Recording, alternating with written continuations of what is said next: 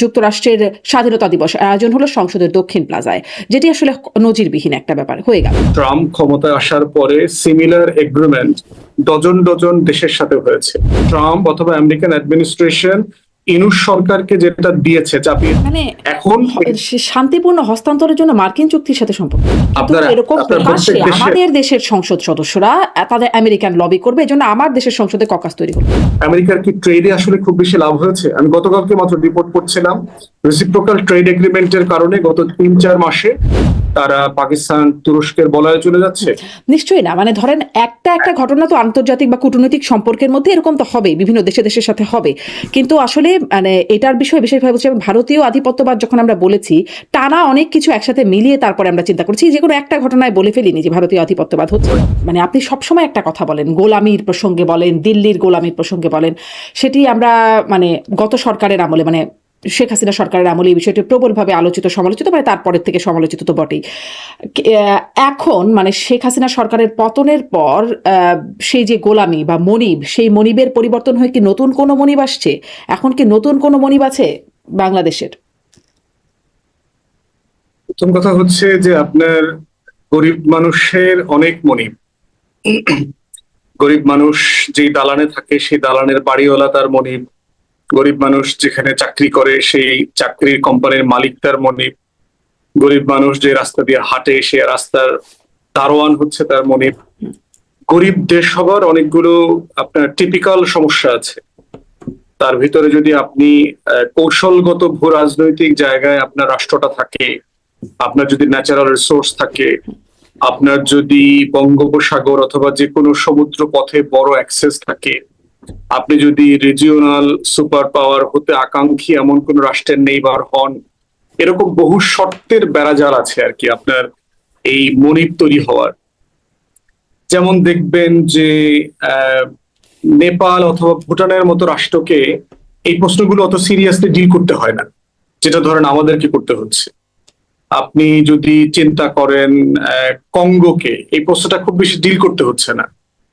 আপনি দেখবেন Caribbean islands আছে অনেকগুলো, সেই ওয়েস্ট কোস্টে আটলান্টিকের, তাদেরকে দেখবেন এই প্রশ্নগুলো এত বেশি ডিল করতে হচ্ছে না। কিন্তু আমার ভূ রাজনৈতিক প্রেক্ষাপট, আমার বঙ্গোপসাগর leading to Indian Pacific ocean, এই সব জায়গাতে আমার কৌশলগত ভূ রাজনীতির কারণে যেটা হচ্ছে যে আমার গুরুত্ব আমাকে প্রচুর ভালনারেবল করে দিয়েছে। সেটি তো স্পষ্ট, সেটি তো ধরেন আমাদের একটা অবস্থানগত বাস্তবতা, কৌশলগত বাস্তবতা, এটি তো আছেই, কিন্তু মানে এর মধ্যে আমরা সবসময় আলোচনা করেছি ভারতীয় আধিপত্যবাদের বিরুদ্ধে। সেটির একটা মানে ভূ রাজনৈতিক অবস্থানগত বাইরেও একটা বিশেষ বিষয় আলোচনার জন্য, যে ভারতীয় আধিপত্যবাদ। এখন কি সেটা মার্কিন আধিপত্যবাদ, মানে ভারত কি মার্কিন দ্বারা রিপ্লেস, আমেরিকা দ্বারা রিপ্লেস হচ্ছে, এরকম কিছু হচ্ছে কি? মানে আমি এই প্রশ্নটা এজন্য করছি, ধরেন মানে শেখ হাসিনা সরকার পতনের পর থেকে সেই যে মানে মার্কিন চুক্তি সেটি হয়ে গেল, সেটি নিয়ে আপনার সাথে আগেও কথা হয়েছে, একটা গোপন চুক্তি হলো, পরবর্তীতে প্রকাশ হয়েছে সেই চুক্তি, সেটি নিয়ে অনেকের আপত্তি আছে, কিন্তু সবাই চুপ, মানে এটা নিয়ে খুব বেশি সরব হচ্ছে না কেউ, কোনো প্রকাশ্যেও আনা হচ্ছে না, খুব কথাবার্তাও হচ্ছে না। আমি যে বলছি অথরিটির কথা, যারা আসলে কথা বললে কাজ হবে, তারা হচ্ছে না। এখন সম্প্রতি দেখলাম যুক্তরাষ্ট্রের স্বাধীনতা দিবস আয়োজন হলো সংসদের দক্ষিণ প্লাজায়, যেটি আসলে নজিরবিহীন একটা ব্যাপার হয়ে গেল। সেখানে 10 সদস্যের একটা সংসদীয় ককাস হলো, আমেরিকা ককাস মানে হলো, যে বাংলাদেশের পার্লামেন্টে আমেরিকা ককাস। এগুলো আসলে কিসের ইঙ্গিত? আমাদের কি এখন ভারতের বদলে যুক্তরাষ্ট্র মনিবে পরিণত হচ্ছে? দেখেন, অনেকগুলো ঘটনা ঘটছে, ঘটনাগুলো কি আপনি কোন একটা পার্টিকুলার কনক্লুশনে টানবেন, না আপনি এটা ফ্লেক্সিবলি দেখবেন, এটা দেখার বিষয় আছে। যেমন ধরেন বাংলাদেশের পররাষ্ট্রমন্ত্রী প্রথম তো ইন্ডিয়া সফর করলেন এই সরকার ক্ষমতায় আসার পরে। আপনার তুরস্কের প্রোগ্রাম ছিল, যাওয়ার আগে 2 দিন ইন্ডিয়াতে থাকলেন, সেখানে জয়শঙ্করের সাথে তার মিটিং হয়েছে, তারপরে ন্যাশনাল সিকিউরিটি অ্যাডভাইজারের সাথে তার মিটিং হয়েছে। তাহলে এইটাকে কি আমি সন্দেহ করব যে তাহলে কি আবার সরকার ভারতীয় বলয়ে চলে যাচ্ছে? এই সরকারের প্রথম প্রাইম মিনিস্টারের প্রথম অফিসিয়াল ট্যুরটা হচ্ছে মালয়েশিয়া, অথবা প্রক্সি যদি বলেন বেইজিং। তাহলে কি আমরা ধরে নেব যে এই সরকার শুরুতেই চায়নামুখী হয়ে যাচ্ছে? এই সরকারের সাথে আপনার তুরস্ক এসে, পাকিস্তান এসে সামরিক বিভিন্ন সরঞ্জাম, চুক্তি, কারখানা জয়েন্টলি করার ব্যাপারে আলাপ আলোচনা করছে, আপনি দেখলেন যে তুরস্কের সাথে একটা জয়েন্টলি ড্রোন ম্যানুফ্যাকচারিং কারখানা হবে বগুড়াতে, একটা বিমানবন্দর ডেভেলপমেন্টের কাজ হবে। এর মানে কি আমরা ধরে নেব যে তারা পাকিস্তান তুরস্কের বলয়ে চলে যাচ্ছে? নিশ্চয়ই না। মানে ধরেন একটা একটা ঘটনা তো আন্তর্জাতিক বা কূটনৈতিক সম্পর্কের মধ্যে এরকম তো হবে, বিভিন্ন দেশের সাথে হবে। কিন্তু আসলে মানে এটার বিষয়ে বিশেষভাবে বলছি, ভারতীয় আধিপত্যবাদ যখন আমরা বলেছি, টানা অনেক কিছু একসাথে মিলিয়ে তারপরে আমরা চিন্তা করছি, যে কোনো একটা ঘটনায় বলে ফেলিনি যে ভারতীয় আধিপত্যবাদ হচ্ছে কিনা। ফলে এখানেও এই প্রশ্নটা জাগে যখন মানে উপদেষ্টা পরিষদই জানলো না যে সেখানে একটা চুক্তি হয়ে যাচ্ছে, ক্যাবিনেটেও পর্যন্ত আলোচনা হলো না, মার্কিন চুক্তি হয়ে গেল এবং তখন সেটা গোপন চুক্তি হিসেবে আমরা জানতাম হয়ে গেল। এখনো এই বিষয়গুলো হচ্ছে, যেটা আসলে খুব নজিরবিহীন। এবং নির্বাচনের আগেও আমরা, মানে 24-এর নির্বাচন কথা বলছি, তার আগেও আমরা দেখেছিলাম যে পিটার হাসের প্রতি বিশেষ রকমের একটা ধন্যবাদ জ্ঞাপন করা হচ্ছে বিএনপির পক্ষ থেকে, এবং আন্দোলনের মুহূর্তেও মার্কিন এম্বাসির সাথে আন্দোলনকারীদের যোগাযোগ ছিল। আসিফ মাহমুদ সজীব ভুইয়া বলেছেন যে তাদের সাথে যোগাযোগ হচ্ছে, অন্য কোনো এম্বাসির ব্যাপারে ভাবে শুনি নাই। ফলে অনেকগুলো ডট মিলিয়ে কি এটা মনে করতে পারেই কিনা, মানে আমাদের তো আসলে যে ঘরপোড়া গরু, আধিপত্যবাদ কোথায় আছে, কে মনিব, এই চিন্তাটা আমাদের করতেই হয়। ফলে এই ডটগুলো মিলিয়ে এই সমীকরণে কি যাওয়া যায় যে আসলে মনিব বদলেছে বাংলাদেশ? না, আমি সেটা মনে করছি না। কারণ হচ্ছে যে এগ্রিমেন্টটা হয়েছে, রেসিপ্রোকাল ট্যারিফ এগ্রিমেন্ট ফেব্রুয়ারিতে, এই এগ্রিমেন্টটা কিন্তু এক্সক্লুসিভ টু বাংলাদেশ না। আমেরিকার সাথে আপনি আপনি ওই দেশে আছেন, ট্রাম্প ক্ষমতায় আসার পরে সিমিলার এগ্রিমেন্ট ডজন ডজন দেশের সাথে হয়েছে। এবং দেখেন সিচুয়েশনটা কি, ট্রাম্পের ইলেকশন ক্যাম্পেইনটা কি ছিল, আমেরিকাকে আবার গ্রেট বানাইতে হবে, তার এখানে ম্যানুফ্যাকচারিং নাই, তার ডেট বেড়ে যাচ্ছে, তার জিডিপি মাইনাস হয়ে যাচ্ছে, চীনের সাথে কম্পিটিশনে পারছে না, সো আমাকে এখানে একটা ইকোনমির হাব বানাইতে হবে। তো সে ফার্স্ট পলিসি যেটা করলো সেটা হচ্ছে যে আপনার রেসিপ্রোকাল ট্যারিফ দেবে, এবং এই ট্যারিফটা হচ্ছে আপনার ডব্লিউটিওর আর্টিকেল 24.1 এর সে ইমার্জেন্সি ইনভোক করেছে। মানে আপনার অর্থনীতি এত খারাপ অবস্থায় আছে, আপনি ডব্লিউটিওর ফ্রেমওয়ার্কে ব্যবসা করলে আপনার অর্থনীতি কলাপস করবে, আপনার নিজস্ব ট্যারিফ সিস্টেম তৈরি করতে হচ্ছে। তো এমনিতে কিন্তু আমেরিকার সাথে আমাদের একটা ট্যারিফ সিস্টেম আছে, যেটাকে এমএসএম বলে, যে মোস্ট ফেভার্ড নেশন, এমএফএন। এই এমএফএন ক্রাইটেরিয়াতে কিন্তু ইতিমধ্যে আমাদের সাথে 13 থেকে 19% একটা variable to goods and services, এটা একটা এগ্রিমেন্ট আছে। তাহলে ডব্লিউটির আর্টিকেল 24.1 যে ট্রাম্প এসে ইনভোক করলো, এটা করে কিন্তু একটা এক্সক্লুসিভ চুক্তি শুধু আমেরিকা বাংলাদেশের সাথে করে নাই। আপনি দেখেন পুরো ইউরোপিয়ান ইউনিয়নকে সে ট্যারিফ চাপিয়ে দিয়েছে, আপনি দেখেন পুরো সাউথ আমেরিকাতে চাপিয়ে দিয়েছে, মেক্সিকো, তারপরে হচ্ছে ভেনিজুয়েলা থেকে শুরু করে কানাডা, এরপরে হচ্ছে যে আপনি আমাদের এশিয়াতে দেখেন, আমাদের সাউথ কোরিয়াকে চুক্তি করতে বাধ্য করছে, ভারতকে করেছে, ভিয়েতনাম, কম্বোডিয়া, মালয়েশিয়া, ইন্দোনেশিয়া সবাই করতে বাধ্য করেছে। তাহলে এই ফেনোমেনাটা কিন্তু আপনার হচ্ছে যে এককভাবে এক্সক্লুসিভ টু বাংলাদেশ না, এইটা হচ্ছে অ্যাবসলিউটলি একটা exclusive policy of Trump administration. এখন প্রশ্ন হচ্ছে, দ্বিতীয় প্রশ্ন হচ্ছে যে এইটাতে যা করা হয়েছে সেটা আমাদের দেশের স্বার্থ সংরক্ষণ হচ্ছে কিনা। চুক্তি কোনো রাষ্ট্রের সাথে হওয়াটা মানে এটা না যে চুক্তিটা আমাদের দেশের জন্য ক্ষতিকর। আসলে চুক্তিটা নিয়ে খুব কথা বলতে চাই না, কারণ কি, মানে আমার কাছে মনে হয় যে এক্সপার্টাইজ দেবার মতো যে জায়গাটা সেটা যাদের আছে, তারা আসলে কি বলছেন সেটা আমি রেফার করতে পারি। যে সিপিডি বলছে এটা দেশের স্বার্থ পরিপন্থী চুক্তি হয়েছে, তারা আমি বলতে পারবো, আমি চুক্তি পড়েছি, আপনি পড়েছেন, ধরেন আমিও টুকটাক পড়বার চেষ্টা করেছি, আমি কিছু এআই অ্যানালাইসিস করবারও চেষ্টা করেছি, ধরেন চ্যাট জিপিটিকে বলেছি, জেমিনিকে বলেছি, যেটার একটা অ্যানালাইসিস দিতে, তারাও মোটা দাগে বলে দিয়েছে যে এটি আসলে যুক্তরাষ্ট্রের স্বার্থপন্থী, বাংলাদেশের স্বার্থের সাথে মানে খুব ভালো সার্ভ হয়নি এখানে, এরকম একটা বিশ্লেষণ পাচ্ছি। কিন্তু আমি চুক্তি নিয়ে বিশ্লেষণে যেতে চাই না, আমি এই বিশ্লেষণের কথা বলতে চাই যে এত মানুষ যখন অর্থনীতিবিদরা এখানে আপত্তি তুলছে, মানে গণমাধ্যমে যখন আলোচনা হচ্ছে, তখন এই বিষয়টি কেন সংসদে আলোচনা না? এই সংসদে আলোচনা হয় কে মুক্তিযোদ্ধা, কে রাজাকার, কে মোতা বিয়ে করেছে, কে পরকিয়া করছে, নানান রকম বিষয় আসে, কার ওয়াশিং মেশিন ফ্রিজ দরকার ইত্যাদি বিষয়, কিন্তু এই বিষয়গুলো ওঠে না সংসদে। এটা না আসার একটা গোল্ডেন কারণ হচ্ছে যে আপনার ইউনূস সরকার তো এই চুক্তিটা এক্সক্লুসিভলি সে নিজে করে নাই, এটার সাথে তো বিএনপি জামাত দুইটা দলের সাথে এঙ্গেজমেন্ট ছিল। আপনার সরকার নিজেই করেছে, জামাত অস্বীকার করেছে। জামাত অস্বীকার করলে হবে না, জামাতের সাথে মিটিং হয়েছে, আমি আমির মানা করেছেন, উনি মিথ্যা বলছেন, উনি জানেন না এটা বলেছেন, আমি জানি না, কিন্তু জামাতের সাথে উনি বলেছেন আমার দলের সাথে কোনো আলোচনা হয় না, আমাদের সাথে কোনো আলোচনা হয় না, এটা তিনি বলেছেন।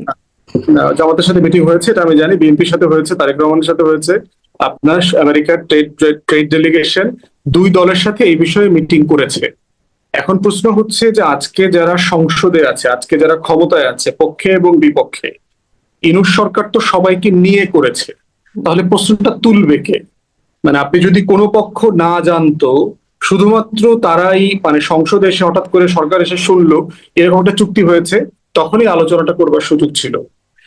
প্রশ্ন হচ্ছে গিভেন সার্কুমস্ট্যান্সেসে ট্রাম্প অথবা আমেরিকান অ্যাডমিনিস্ট্রেশন ইনুস সরকারকে যেটা দিয়েছে, চাপিয়ে দিয়েছে, অথবা আমাদের পক্ষ থেকে যে চুক্তি করতে হয়েছে, এর বিকল্প আসলে আমাদের হাতে ছিল কিনা? না, ছিল না। আপনার কাছে এটা একটু মানে আলোচনা বা সন্দেহজনক মনে হয় না যে সেই সময় উপদেষ্টা পরিষদ, পররাষ্ট্র উপদেষ্টা যিনি ছিলেন, আমার গত শোতেই তার সাথে কথা হচ্ছিল আমার এই প্ল্যাটফর্মে, এর আগেও আমার সাথে ছাড়াও তিনি বিভিন্ন জায়গায় বলেছেন যে তিনি জানতেনও না যে এই সময়টা সেটা হচ্ছে। তার জানার কথা না, প্রয়োজন নাই, প্রয়োজন নাই আপা, প্রয়োজন নাই। এরকম একটা চুক্তি হবে, ক্যাবিনেটে আলোচনা তো হবে। না, প্রয়োজন নাই, সব চুক্তির ব্যাপারে আলোচনা হওয়ার প্রয়োজন নাই। রেলেভেন্ট মিনিস্ট্রি জানে কিনা, ধরেন একটা চুক্তি যদি পিএমওর অফিস ডিল করে যে এইটা আমি সরাসরি ডিল করছি, রেলেভেন্ট মিনিস্ট্রি নিয়ে করছে, কমার্স মিনিস্টার তো জানে। এই কমার্স মিনিস্টারের সাথে তখন আপনার ন্যাশনাল সিকিউরিটি অ্যাডভাইজার যোগ হয়েছে, যেহেতু তিনি তারেক রহমান অ্যাটলিস্ট জানে যে এই লোকটা আমার ক্যাবিনেটের ফিউচার ফরেন মিনিস্টার, তাকে ইনভলভ করা হয়েছে। তো দুজনে মিলে যেটা জানার কথা সেটা জানে। সব চুক্তি তো আপনার ক্যাবিনেটে আলোচনা হওয়ার কালচার বাংলাদেশে নাই, কিন্তু এটা এটারই হয় না। সমালোচনা করছিলাম, এটারই না বিরোধী। নিঃসন্দেহে সমালোচনা করবার সুযোগ আছে যে আপনার ক্যাবিনেটে সবকিছু, কারণ এটা তো আপনার লোকাল বাজেটারি বিষয় না যে আপনি একটা একনেকে এটা উঠাইতে হবে, তারপরে কাউন্সিল অফ মিনিস্টার্সে অথবা অ্যাডভাইজারে এই টপিকটা উঠাইতে হবে, উঠায় পাশ করতে হবে, এই বাধ্যবাধকতা নাই। প্রশ্ন হচ্ছে আপনি এটা যদি কাউন্সিল অফ অ্যাডভাইজার এটা উঠতো ধরেন, তাহলে কি এটা পাশ হইতো না? বিষয়টা কি তাই? যা হওয়ার তাই হইতো। প্রশ্ন হচ্ছে যে গিভেন টাইমে ইউনূস সরকারের সামনে এর থেকে বেটার অপশন ছিল কিনা, আমি মনে করি ছিল না। এখন প্রশ্ন হচ্ছে সারা দুনিয়াতে যে চুক্তিগুলো চাপিয়ে দিয়েছে আমেরিকান অ্যাডমিনিস্ট্রেশন, আমাদেরকে এখন অ্যাসেস করতে হবে এইটা থেকে আমরা কিভাবে আমাদের ন্যাশনাল ইন্টারেস্ট সেফগার্ড করে আমরা এটাকে রিভাইজ করব। নাই যে সরকারের, সেই সরকার তো ওয়েট করতে পারতো। মানে পররাষ্ট্র উপদেষ্টাও আমাকে বলছিলেন যে তারা আসলে, তিনিও মনে করেন যে তারা অপেক্ষা করতে পারতো, নির্বাচিত সরকার এসে এটা করতে পারতো না। এটা এক পক্ষ পারতো না, অন্তর্বর্তীকালীন সরকার চেষ্টা করেছে, এটা আমেরিকা বলে দিয়েছে এই চুক্তি করতে হবে, যেহেতু দুইটা বড় দল। সেটা আপনি জানেন, উপদেষ্টারা জানেন না কেন? মানে আপনি জানছেন, উপদেষ্টারা কেন জানেন? আমি খবর নিয়েছি, ওনারা খবর নেওয়ার চেষ্টা করতেছে না, হয়তো অথবা জানে আপনাকে বলছে না। আমি তো জানার চেষ্টা করেছি, আমি তো ওনাদেরকে জিজ্ঞেস করেছি যে এটা আপনারা পিছানোর চেষ্টা করেছেন কিনা। চেষ্টা করেছে। ব্যাপারটা তো এরকম না যে আপনার এটা পরিকল্পিতভাবে 9 তারিখে চুক্তিটা করা হয়েছে। চুক্তির আলোচনা তো 1 বছরের উপরের সময় থেকে এটা চলছে, চলমান। তো গোপন ছিল, গোপন চুক্তি এনডিএ এর অধীনে। চুক্তির আলোচনা তো আপনার সবসময় প্রাইমারি লেভেলে তো কনফিডেন্সিয়াল থাকবে, এটা তো খুবই নর্মাল। প্রাইমারি লেভেলে তো আপনাকে এটা বলবে না রাষ্ট্র সরকারের উপরে। আমরা এই জন্যই তো ভোটের আয়োজন কেন করি, যে আমরা আস্থা রাখতে চাই যে কিছু মানুষ আমার স্বার্থকে সবসময় রক্ষা করবে, সেফগার্ড করবে। অতএব আমি এটা মনে করি যে আমি টোটালটা চিত্রটা বোঝার পরে আমার কাছে মনে হয়েছে গিভেন সার্কামস্ট্যান্সেসে স্থিতিশীলতার স্বার্থে একটা নির্বাচিত সরকারের কাছে শান্তিপূর্ণভাবে ক্ষমতা হস্তান্তরের স্বার্থে এর কোনো বিকল্প তখন সরকারের কাছে ছিল না। That was the best available option. মানে এখন শান্তিপূর্ণ হস্তান্তরের জন্য মার্কিন চুক্তির সাথে সম্পর্ক কি? সম্পর্ক হচ্ছে আমেরিকার আপনার তো নির্বাচনকে তো অ্যাকনলেজ করতে হবে যে বাংলাদেশে ফ্রি ফেয়ার ইলেকশন হয়েছে। আচ্ছা, এটা করার জন্য এই চুক্তি শুধু একমাত্র না, মানে টোটালটা ধরেন আপনি যে একটা, মানে তাহলে কি ইন্ডিয়া আমাদের হয় নাই, এটা করে আমাদেরকে একটু প্রমাণ করতে হলো যে আছে, বা একটা প্রতিদান দিয়ে। দুনিয়ার তো একটা কনফিডেন্স বিল্ডিং এর বিষয় আছে। বাংলাদেশে আমেরিকার ইলেকশন নিয়ে তো আমরা অবজারভার পাঠাই না, কিন্তু আপনি গরিব দেশ হওয়ার কারণে কি হয়েছে, সারা দুনিয়া থেকে অবজারভার আপনার দেশে আসে। এখানে ইউরোপিয়ান ইউনিয়নের সার্টিফিকেট দিতে হয় যে হ্যাঁ নির্বাচন ভালো হয়েছে, এখানে আন্তর্জাতিক সংস্থাগুলোর সার্টিফিকেট দিতে হয়, কারণ আপনার নিজের ইনস্টিটিউশন নাই, আপনার গণতন্ত্র নাই, আপনার নিজের দেশের মানুষের তার ইনস্টিটিউশনের উপরে আস্থা নাই। অতএব এই বাস্তবতাগুলো তো আমরা তৈরি করেছি, তৈরি করতে করতে এমন একটা জায়গাতে আসছি যে এখন আমাদের অ্যাকনলেজমেন্ট লাগে, সার্টিফিকেশন লাগে। তো এই জন্য স্টেবিলিটির স্বার্থে তাদের কাছে এর থেকে বেটার কোনো অপশন হাতে ছিল না। এখন আসলে কি সেরকম কোনো স্বার্থের কন্টিনিউশন হচ্ছে? মানে সংসদে, এই যে সংসদের দক্ষিণ প্লাজায় নজিরবিহীন ভাবে এরকম আয়োজন, মানে আমেরিকান ককাস তৈরি হয়ে যাওয়া সংসদের ভেতরে, সংসদীয় এবং বিরোধী দল, মানে সরকারি বিরোধী দল দুই পক্ষেরই সমন্বয়ে, এটাও কি একটা সেই মানে ককাস তো নতুন কিছু না। আপনার আওয়ামী লীগের আমলে তো ককাস ছিল, ককাস তো নতুন কিছু না। সমস্যা হচ্ছে যে বাংলাদেশ, হ্যাঁ ছিল আপনার পার্বত্য আওয়ামী লীগের সময় যেমন ধরেন একটা ককাস আমি জানি, যেটা নিয়ে আমি প্রচুর সমালোচনা করেছি, পার্বত্য চট্টগ্রাম বিষয়ক একটা ককাস ছিল। এই রাশেদ খান মেনন, ইনু থেকে শুরু করে আপনার এনজিও ব্যবসায়ী মিলে পার্লামেন্টারি ককাস ছিল। আমরা এটার প্রচুর সমালোচনা করেছি। প্রশ্ন হচ্ছে বাংলাদেশে ককাস পার্বত্য চট্টগ্রাম বিষয়ক ককাস হতে পারে, ধরেন সমালোচনা করবার মতো বিষয় থাকতেই পারে, কিন্তু সেখানে ধরেন পার্বত্য চট্টগ্রাম বিষয়গুলো ইন্টারেস্ট নিয়ে বা সেই বিষয়ক আলোচনার জন্য তারা কাজ করবেন। কিন্তু আমেরিকান ককাস, এটা তো অন্য দেশের ককাস, তারা আসলে এখানে কি করবেন? তাদের স্বার্থে কাজ করবেন বাংলাদেশের পার্লামেন্ট? সারা দুনিয়াতে এই প্র্যাকটিসটা আছে, যেহেতু আমার এখানে গণতন্ত্র আমার দেশে ছিল, আমাদের দেশে ওই যে বললাম আগের পার্লামেন্ট গুলোতে তো ছিল, যেটা হচ্ছে এটা ওয়াইডলি প্র্যাকটিসড না, এটা তো ওয়াইডলি প্র্যাকটিসড একটা বিষয় না, এটার কোনো আইনি কাঠামো নাই, এটার রেগুলেশন নাই। এইগুলো না করে ককাস করাটা ঠিক হয়েছে কিনা এই প্রশ্নটা রেজ করবার সুযোগ আছে, কিন্তু ককাস করা যাবে না অথবা কোনো দেশ ওপেনলি তার দেশের হয়ে লবি করতে প্রতিষ্ঠান করতে পারবে না, ব্যাপারটা এরকম না, করতে পারবে, কিন্তু আপনি এটাকে আইনি কাঠামো না দিয়ে কমিটি করাটা ঠিক হয়েছে কিনা এই প্রশ্নটা রেজ করতে পারেন, যেটা তো একটা আইনি কাঠামো লাগবে। আমেরিকাতে লবিস্ট ফার্ম তো লিগাল, তার কাঠামো বলে দেওয়া আছে যে আপনি কার হয়ে কিভাবে কোন মাত্রায় লবিং করতে পারবেন, তার আপনার আয় ইনকাম কি করছেন, স্বার্থ কি ডিক্লেয়ার করতে হবে, এগুলো প্রফেশনাল একটা জায়গা আছে। আমার যেটা আশ্চর্য লেগেছে সেটা হচ্ছে আইনি ফ্রেমওয়ার্ক তৈরি করা ছাড়াই এরকম ককাস করাটা ঠিক হয়েছে কিনা, এটা হচ্ছে আমার জায়গা থেকে। কিন্তু ককাস করাটা যাবে না, করাটা অন্যায় হয়েছে তেমনটা আমি মনে করি না। আমেরিকার স্বাধীনতা দিবস আপনার প্রতি বছরই পালিত হয়, নতুন কিছু না। 250 বছরের দিবস, 250 বছরটা কিন্তু দেখবেন তারা সারা দুনিয়াতেই একটু ভিন্নভাবে পালন করছে, আমেরিকাতে শুধু না, আমেরিকার সারা দুনিয়াতেই করছে। দ্বিতীয়ত হচ্ছে দেখবেন যে ট্রাম্প আসার কারণে যেটা হয়েছে ক্ষমতায়, সারা দুনিয়ার আমেরিকার ইনফ্লুয়েন্স, আমেরিকার ব্যাপারে মানুষের যে ধারণা ডিমিনিশ করেছে। আমাকে এখানে একজন ডিপ্লোম্যাট বলেছে যে পরিকল্পিতভাবেই তারা আমেরিকার ভাবমূর্তি উদ্ধার করবার জন্য এই কাজগুলো করছে, কারণ ট্রাম্পের কারণে সারা দুনিয়াতে টোটাল ডিপ্লোম্যাটিক রিলেশনশিপ ব্রেকডাউন করেছে, আইপিএস শেলফড হয়ে গেছে। এইসব কারণে তারা বোধ করছে তারা একটু বড় আকারে এটা করে এই রিলেশনশিপটা জানান দিতে। এখন এইটাকে আমি মোটা দাগে কোনো সন্দেহ চোখে দেখি না। বিষয় হচ্ছে আপনি আমার ন্যাশনাল ইন্টারেস্ট, মানে আপনি পার্বত্য চট্টগ্রাম বিষয়ক ককাসকে সন্দেহের চোখে বা প্রচুর সমালোচনা করলেন, কিন্তু আমেরিকান ককাসকে সন্দেহের চোখে বা সমালোচনা করবেন না। কারণ হচ্ছে ইস্যুটা হলো সভরেন্টির কোশ্চেন। চিটাগং হিল ট্রাক্স এর কোশ্চেন হচ্ছে আমার সভরেন্টির কোশ্চেন। এই জায়গাটাতে গত 4 দশক ধরে গৃহযুদ্ধ চলছে, এখানকে এটা কেটে নিয়ে আলাদা রাষ্ট্র করা, দেশ বানানো, এগুলো চলছে। বিভিন্ন উপজাতিরা ভারত থেকে, বার্মা থেকে অস্ত্র নিয়ে, টাকা নিয়ে, প্রশিক্ষণ নিয়ে এখানে অস্থিরতা তৈরি করছে। অতএব সেটা তো একদম সরাসরি আমার টেরিটোরিয়াল ইন্টিগ্রিটির কোশ্চেন, এটাকে অবশ্যই প্রশ্ন করতে হবে। দ্বিতীয়ত মানে যারা করেছেন তারা একটা বিশেষ কমিটি তো থাকতেই পারে, মানে সেটা নিয়ে কাজ করা, সেখানকার স্বার্থ বা বিনষ্ট হচ্ছে কিনা এটা দেখার জন্য একটা ককাস থাকতেই পারে। ককাস তো অন্য জিনিস, ককাস তো অন্য জিনিস, স্ট্যান্ডিং কমিটি না। ককাস তো হচ্ছে অন্য কারো জন্য হয়ে সে লবি করবে। ককাস জিনিসটা তো হচ্ছে অন্য কারো হয়ে সে জন্য কাজ করবে এবং তার সে পাবলিক ইন্টারেস্টটা সে এক্সপোজ করবে, বলবে। তো ওখানে কার স্বার্থে কাজ করছিল? মানে আদিবাসীদের জন্য, আদিবাসীদের অধিকার রক্ষা করার প্রশ্ন, আদিবাসীদের জন্য আলাদা হোমল্যান্ড তৈরি করা, শান্তি চুক্তি বাস্তবায়ন করা, যারা বাঙালি সেটলার আছে তাদেরকে এখান থেকে উজ্জ করা, পুরো জমিটা তাদেরকে দিয়ে দেওয়া, এই যে ফ্রেম আছে, এই পুরো ফ্রেমটা তো আমার সংবিধান এবং সার্বভৌমত্বের সাথে পরিপন্থী। এখন প্রশ্ন হচ্ছে আমার সংসদ সদস্যরা তারা আমেরিকার স্বার্থে সংসদে বসে কাজ করবেন, মানে তাদের স্বার্থ রক্ষার্থে, এটি প্রশ্ন, মানে এটি ঝামেলাজনক না? সবরেন্টির কোশ্চেন না? না, এই প্রশ্ন হচ্ছে যে ফ্রেমওয়ার্কটা থাকলে সমস্যা হতো না। ফ্রেমওয়ার্ক যে নাই এই জন্য এটা প্রশ্ন হচ্ছে যে তাদের কাজের এখতিয়ার কতটুকু, এটা কোনো আমাদের আইনে বলে দেয়া নাই। তারা আসলে কি করতে পারবে? ককাস হচ্ছে তাদের স্বার্থে কাজ করা, মানে ককাস তো স্থায়ী কমিটি না, এটা লবি করবে, করতেই পারে। আপনার লবি কি আমেরিকানরা ব্যাকডোর ডিপ্লোমেসি করছে না? করছে তো, কে করছে না? এরকম আমাদের দেশের সংসদ সদস্যরা তাদের আমেরিকান লবি করবে, এজন্য আমার দেশের সংসদে ককাস তৈরি হলো।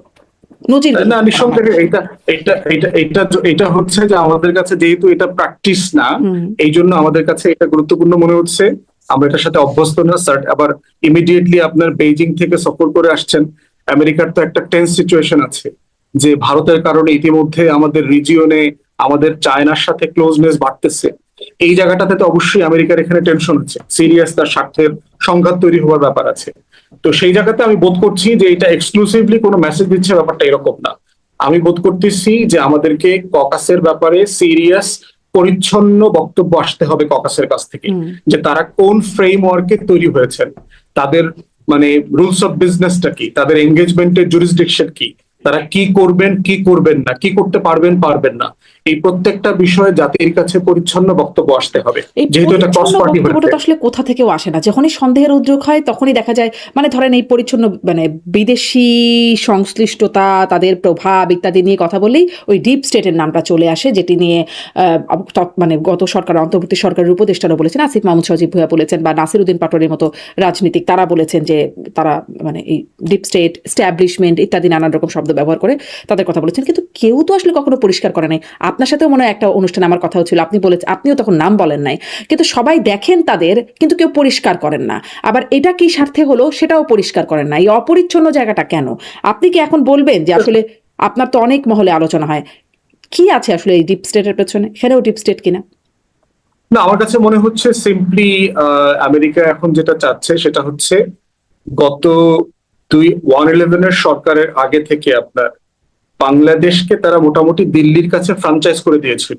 দেখবেন একটা কথা প্রায় আসে যে দিল্লির চোখ দিয়ে আমরা সিদ্ধান্ত নেব, আমরা দেখব দিল্লির সিকিউরিটি কনসার্নই আমার সিকিউরিটি কনসার্ন, দিল্লির সিকিউরিটি কনসার্নকে এনশিওর না করে আমি এখানে কোনো পলিসি ইনিশিয়েটিভ নেব না। অতএব সেই জায়গাতে এখন একটা বিষয় আমাদের কাছে পরিষ্কার, 24-এর গণ অভ্যুত্থানের পরে তার এই পলিসি পজিশন পরিবর্তন হয়েছে। কারণ দিল্লিকে দেওয়ার কারণে যেটা হয়েছে, বাংলাদেশে ভারত বিরোধিতা, বাংলাদেশে আমেরিকার ব্যাপারে নেতিবাচকতা আগের থেকে বেড়ে গেছে। বাংলাদেশকে যেখানে চায়না থেকে দূরে রাখবার দায়িত্ব ছিল দিল্লির, বাংলাদেশ চায়নার আরো কাছাকাছি চলে গেছে।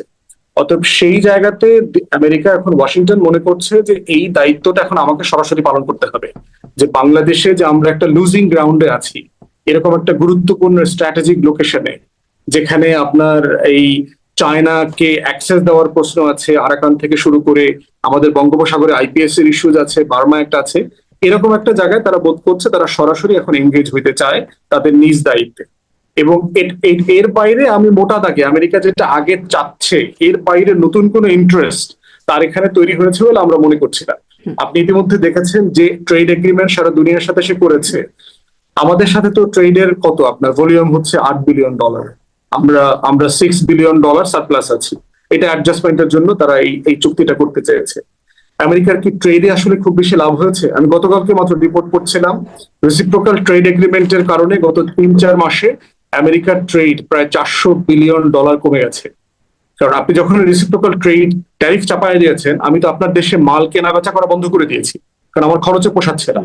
অতএব এইটা একটা ফাংশনাল প্রপোজিশন না।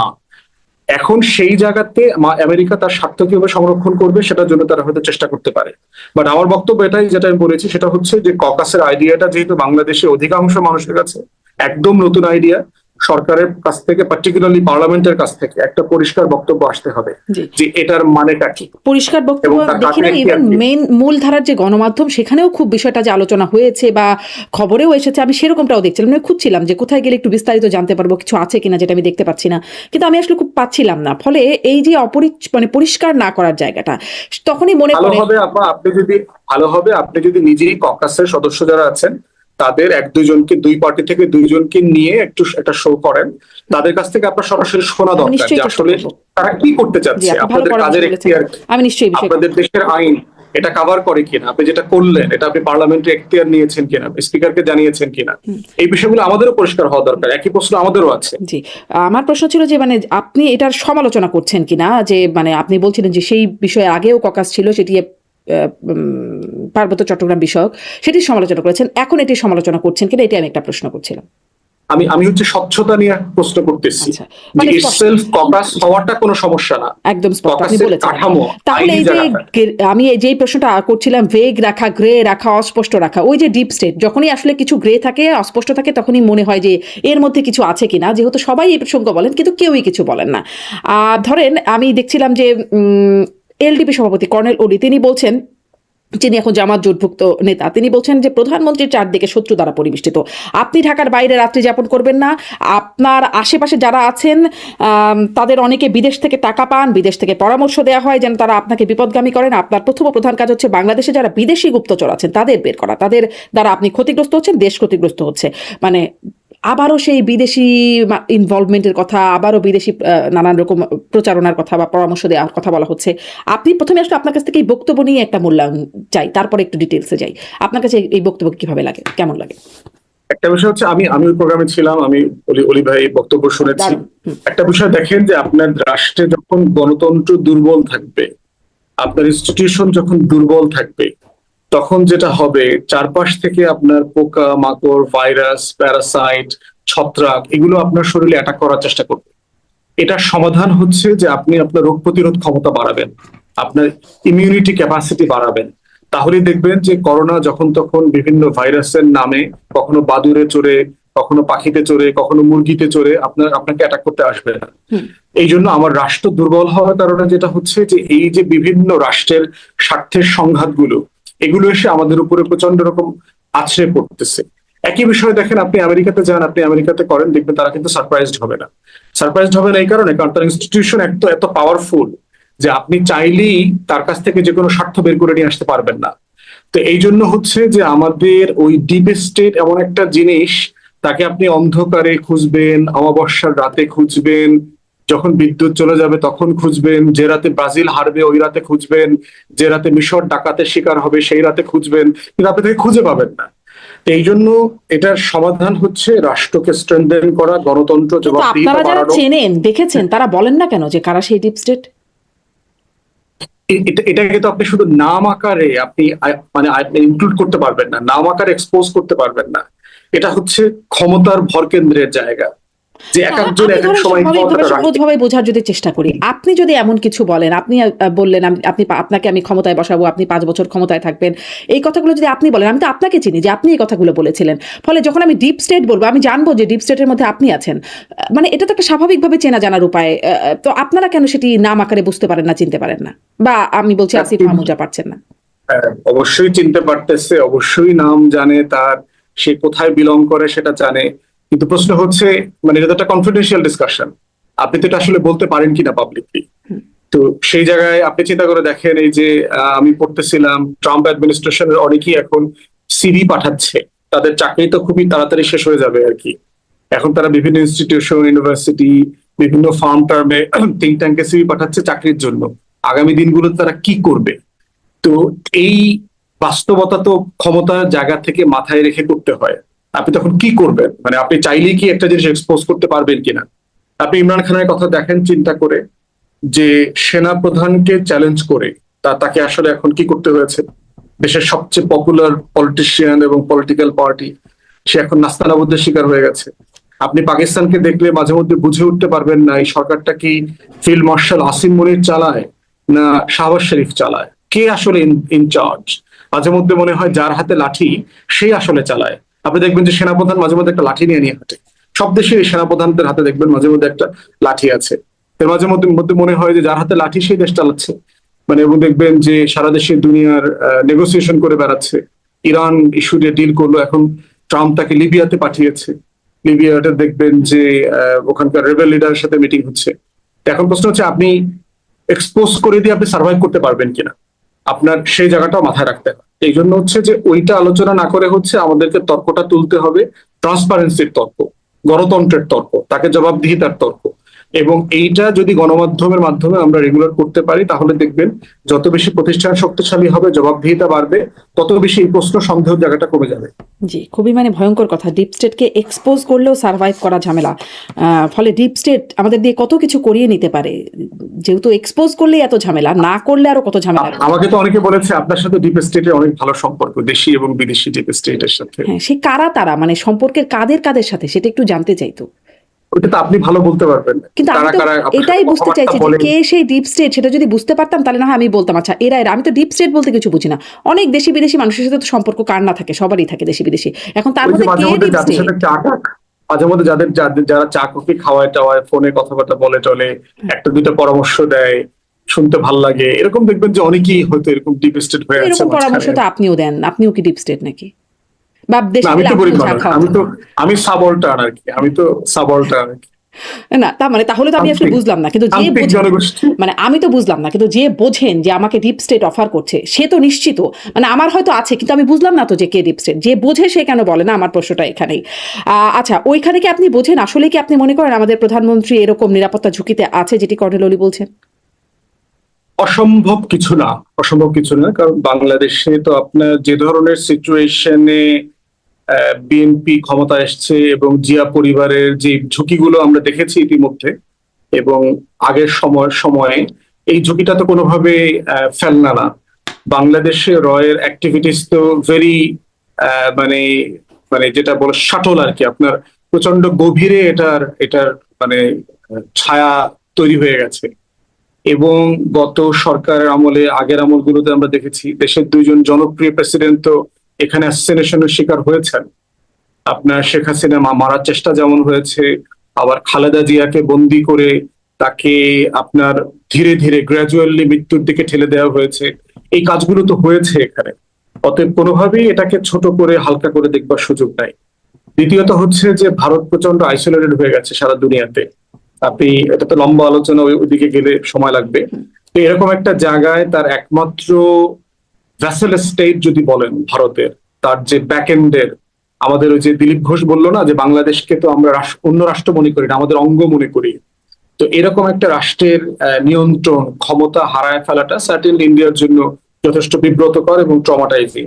তো সেরকম একটা জায়গায় যদি সে কন্টিনিউয়াসলি দেখে যে তারেক রহমান চীনের সাথে সম্পর্ক তৈরি করছে, তুরস্ক পাকিস্তানের সাথে সামরিক এঙ্গেজমেন্ট বাড়াচ্ছে, তিস্তা প্রকল্প করবে চীনের ফান্ডিং এ অথবা পদ্মা ব্যারেজ করবে, সার্টেনলি তার নিরাপত্তা ঝুঁকি তো অনেক বেড়ে যাচ্ছে। এরপরে হচ্ছে আমেরিকান এলিমেন্ট আছে, তার স্বার্থ আপনি সংরক্ষণ করতে পারছেন কিনা সাফিসিয়েন্টলি, আপনি বেইজিং কে কতটুকু অ্যাক্সেস দিচ্ছেন, এই অ্যাক্সেস দেওয়ার মধ্য দিয়ে আপনি পশ্চিমাদের স্বার্থ লঙ্ঘিত হচ্ছে কিনা, সামরিক সরঞ্জাম কিনতে গিয়ে কি আপনি আমেরিকান বলয় থেকে বের হয়ে যাচ্ছেন কিনা। অতএব এখানে তো অনেকগুলো শক্তির একটা কম্পিটিং ব্যাটল গ্রাউন্ড আছে। অতএব সেই জায়গাতে যদি আপনি মানে ভালোভাবে খেলতে না পারেন, এর ভিতরে আছে হচ্ছে আপনার মানে গুপ্ত আওয়ামী লীগ, সামরিক বেসামরিক ব্যুরোক্রেসির ভিতরে, যারা দিন রাত সরকারকে ফেল করবার জন্য অবশ্যই চেষ্টা করবে তাদের সর্বোচ্চ শক্তি দিয়ে। আপনি কদিন আগে আপনি নিউজে দেখলাম যে আমাদের 5-6 জন ডিজিএফআই চিফ এখন ইন্ডিয়াতে পালিয়েছে। 3 জন আপনার এখন কলকাতার যে মিলিটারি আবাসন আছে, ডিওএইচএস টাইপের বাসা যেগুলো, যেখানে সেনা কর্মকর্তারা থাকেন, সেখানে ইন্ডিয়ান প্রোটেকশনে বসবাস করছেন, তাদের সাথে হাসিনার রেগুলার যোগাযোগ হচ্ছে। ওইদিকে আবার দেখেন যে এস আলম লন্ডনে এই একটা খবরগুলোর সোর্স গুলো কি মানে সঠিক সোর্স যে আসলে এটা হচ্ছে? কারণ এটা আসলে আর কোনো গণমাধ্যমে দেখা যাচ্ছে না, একটা গণমাধ্যমে দেখা যাচ্ছে। এটা এটা এটা সোর্স আপনি কিভাবে কনফার্ম করবেন? এটাই। মানে যতটুকু আসছে এর বাইরে আপনি আর কিভাবে কনফার্ম করবেন? কাদের সাথে কথা মানে হচ্ছে, তো মানে যদি- সেই মেজর জেনারেলদের সাথে কথা হয়েছে যাদের বিষয়ে বলা হচ্ছে, বা যারা আসলে তাদেরকে আশ্রয় দিচ্ছেন, সেনা নিবাসের কথা বলছেন, তাদের সাথে কারোর সাথে কথা হচ্ছে যে তারা আসছে? সেটা তো আপনার ওই রিপোর্টারকে, সেটা তো আপনাকে ওই রিপোর্টারকে ইন্টারভিউ করতে হবে। আমি তো আপনাকে শুধু রিপোর্ট পর্যন্ত রেফার করতে পারবো। এবং যেহেতু বাংলাদেশের সেনা কর্মকর্তাদের যারা পালিয়েছে একটা বড় অংশ ভারতে পালিয়েছে এবং হাসিনা ভারতে পালিয়েছে, সন্দেহ করবার তো যথেষ্ট অবকাশ আছে। তাদেরকে প্রোটেকশন দেওয়া, ভিসা ফ্রি করে তাদেরকে থাকা খাওয়ার বন্দোবস্ত করা। কলকাতায় দেখতে পাচ্ছেন আওয়ামী লীগের হাজার হাজার নেতা কর্মীরা বিভিন্ন জায়গায় ফ্ল্যাট কিনে, প্লট কিনে ভাড়া করে থাকতেছে, আড্ডাবাজি করতেছে, মিটিং করছে, অফিস নিয়েছে।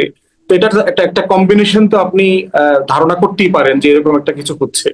তো সেরকম একটা রিয়েলিটিতে তারেক রহমানের সার্টেনলি তো ঝুঁকি আছে, কোনো সন্দেহ নাই তার ঝুঁকি আছে। এখন প্রশ্ন হচ্ছে, প্লাস হচ্ছে ওলি আহমদ তো জিয়াউর রহমানের সাথে যুদ্ধ করেছেন, রাজনীতি করেছেন, তিনি জিয়া পরিবারকে যেমন চেনেন, বিএনপির নেতা কর্মীদের চরিত্র সম্পর্কে তার ভালো ধারণা আছে এবং তাদেরকে কত টাকা পয়সায় কেনা বেচা করা যায়, কে কাকে কত টাকা দিচ্ছে, সেটাও মিটিং উনি বলছেন যে বিএনপির কোন নেতা কার কাছ থেকে কত টাকা নিছে নির্বাচনের আগে, কোন দেশ থেকে, ওটা আমি বলতে পারবো। যারা জানতে চায় তারা আমার সাথে মিটিং করলে আমি বলে দিব। এখন এটা দেখবেন একই কথা কিন্তু আলতাফ হোসেন চৌধুরী বলেছে। সবাই বলে দেবে কিন্তু কেউ বলে না। কিন্তু দেখেন, ধরেন বিএনপির সেই প্রধানমন্ত্রীর তিনি এখন কি মুখ্য সচিব, তিনিও নির্বাচনের আগে অন্তর্বর্তী সরকার সময় বলেছেন 8 জন উপদেষ্টার বিরুদ্ধে সুনির্দিষ্ট দুর্নীতির অভিযোগ আছে তার কাছে, মানে প্রমাণ আছে। কিন্তু সে তখনও বলেন নাই, এখনো বলেন নাই, কখনোই বলেন না। কেউ কথা রাখেনি, কেউ কথা বলে না। একদম তাই। খালি অভিযোগই করে, কেউ বলে না। আপনি অলি আহমদ ভাইকে আপনি প্রয়োজনে আপনি গেস্ট করেন, আপনি ইনভাইট করেন, তার কথাগুলো সম্পর্কে তাকে জানতে চান যে আপনি দেশের স্বার্থে, জাতির স্বার্থে আরো খোলাসা করে বলেন।